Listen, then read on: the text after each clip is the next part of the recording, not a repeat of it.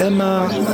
قسەی تازەمان هەروەکو یەکەمین ڕۆژەکانی تیرۆری سەردەشت هەمان خواست و پات دەکەینەوە دەبێت بکوژانی سەردەشت و نەخشەدا ڕێژەران و ئەوانەی لە پشتەوەی ئەو کارە قێزەوەن ئاشکرا و دادگایی بکرێن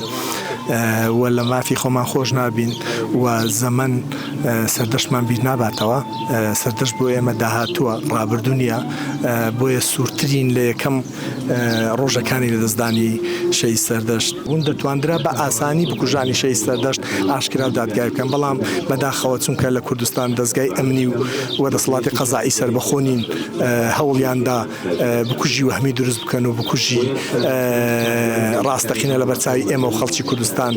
بشارنەوە، بەڵام ئێستا دوای 14 ساڵ بکوژانی سەردەشت لە بۆ هەموو خەڵکی کوردستان ڕۆشنن. داومان هەوی هایتمان نییە، داومان سویدە داوامانەوەیە حەقمان بکرد، حەقشمان ناکرد معنەوێ نییە.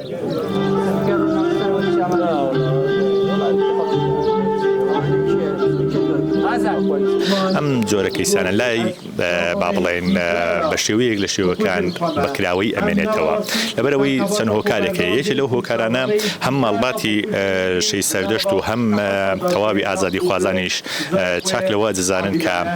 دادگایەکی عادلانە و دادپەروەر لە کوردستان بوونی نییە بۆی ئەو کەیسە بەرێنە بەردەم ئەو دادگایە.